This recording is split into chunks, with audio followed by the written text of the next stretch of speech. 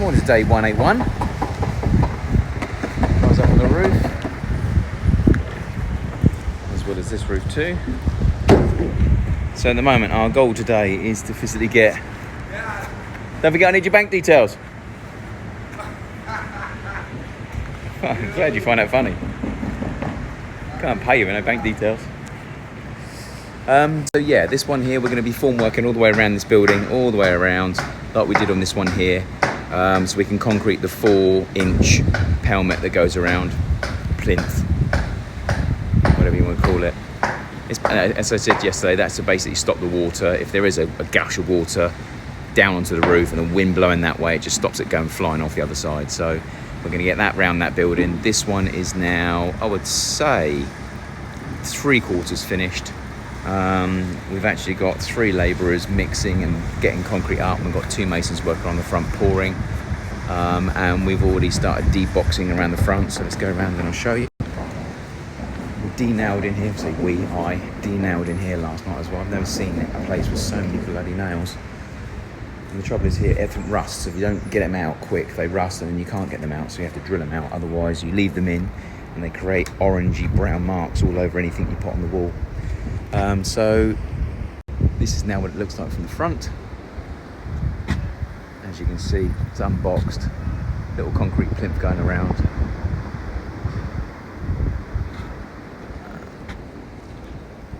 So that's now done. And that goes right around the building, across the foyer area, right around the other side as well. So they're doing the other side at the moment, but so they've unboxed the bit they've already done, so we're now cracking on. Charlie is now leaning over and weld creting. Again, like I said, weld creting is a blue glue that you literally roll onto concrete to enable concrete to bond with concrete. Bit of a strange one. But yeah, concrete on concrete doesn't work, which is, you've heard the expression cold joint. It means that concrete doesn't bond to the concrete once one's gone off. Well, the Weld Crete enables that to happen. So you're meant to roll it, you're meant to give it 24 hours and then you can go over it. And you've got up to 10 days, I think it is. Some people say you've got to leave it 10 days. Some people say you've got 10 days. We've still got a few slight marks in and around where the vibrating hasn't been done properly. That really should be dug out and started again. And we've got the same in some of the basement areas as well. So not so essential inside where it's covered, but on the other side, for instance, the swimming pool area, that's got to be dug out and re-cemented. So it might be worth getting one of the masons on that today. Beckles is over there removing formwork from the pool we did yesterday on the bin during utilities area, which is good. And really today we also could start getting in here and starting preparing the walls. So again, like I said, things like this can come off now. Any form of jagged concrete pours that aren't good need to be cleared up. So perfect example here, we can chisel those off. I forgot a nail. Another nail, Jesus. Anything in here that needs to come off. And like I said, one of the biggest flaws I'm seeing in so far in the block work is I'm seeing a lot of daylight through the blocks. You shouldn't see any form of daylight through a block anywhere, but I seem to see quite a few. So that means that what we're going to have to do on the front wall was actually going to be plastered with a white mortar with no scratch coat. So scratch coat meaning a waterproof plaster that's scored quite jaggedly, and then a plaster goes off the top. So as you saw yesterday, I gave you guys an insight into the plaster finish I'm going for. Here is with 12 hours drying time. I mean, this one still seems to be lighter than this one for some reason, but that's got more white cement in it. So it's a nice finish. It's quite hard, so that's good. The front of the house was going to have that straight onto the blocks like this is.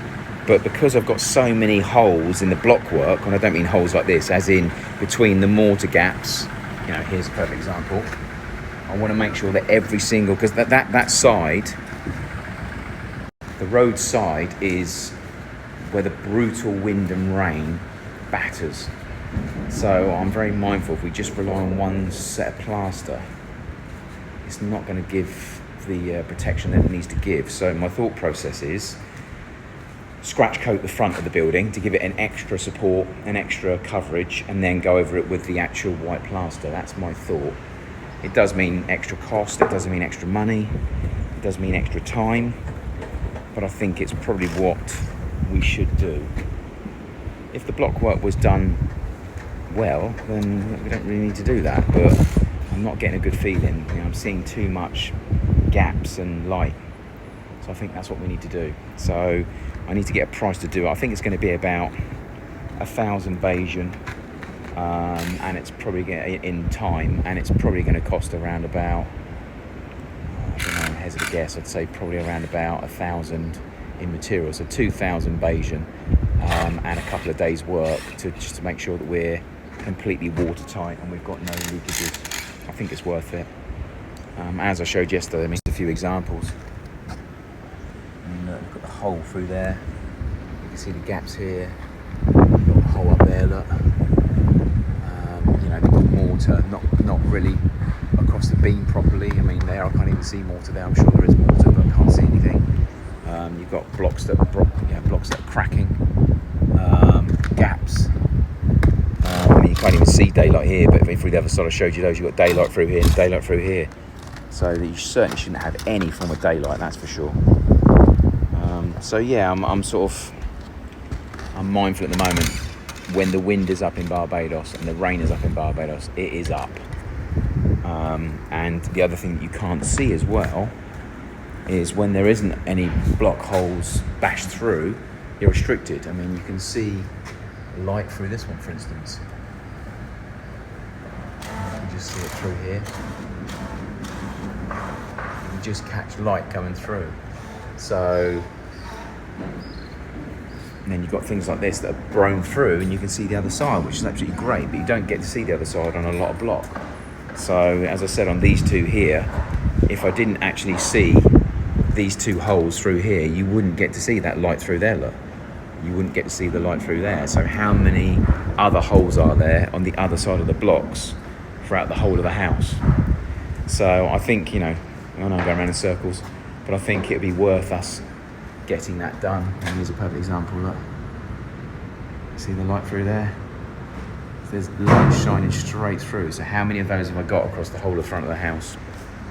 So I think if we do a scratch coat on this wall, that will certainly give us an added element of protection and damp proofing, and then go over that with the white mortar straight away. But the rest of the house, bear in mind most of it is not in the brutal wind and rain, then we can just get away with just doing the white coat straight over. So I think for the sake of a couple of days work and a couple of 1,000 Bayesian, I think it's well worth doing.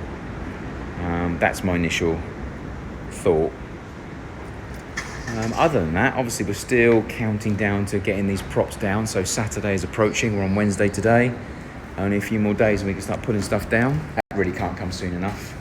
I'm going to go and do a trip to one of the local merchants to get some stuff. Once I've done that and come back, I'm going to get down to the basement because no one seems to be doing it. I want to get that water pumped out and get it dry.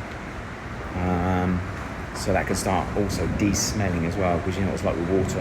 When it starts going stagnant, it just stinks. And then we need to get the plaster boys in. So I'm in the midst of negotiating with two teams of people joining together. Hopefully starting Monday next week, maybe earlier, but Monday next week certainly on the outside, getting everything looking pretty. So at the moment, obviously we are looking at a pretty much let's face it, a turd. And it needs to be polished. So they say you can't polish a turd. But yeah, this will definitely be a pleasant look once it's actually got some white on it and we start getting some white interior as well. So in the next couple of days, walls will be coming in white externally and internally. It will change the look of this building immensely. And Saturday sorry about that, incoming call. Yeah, so hopefully we'll be starting the plastering in and out next week. That's going to be sure. And to say the windows, as I said just then, windows are going in Saturday, hopefully. So we need to get the plastering done sooner rather than later, certainly around the columns, so that the actual doors can go in and we know exactly what we're doing. So that's the plan so far. So anyway, as the day goes, I'll update you. Okay, so another day closes to an end. Just been to the DIY area to get some bits. Okay, so today, beads, call them rods here.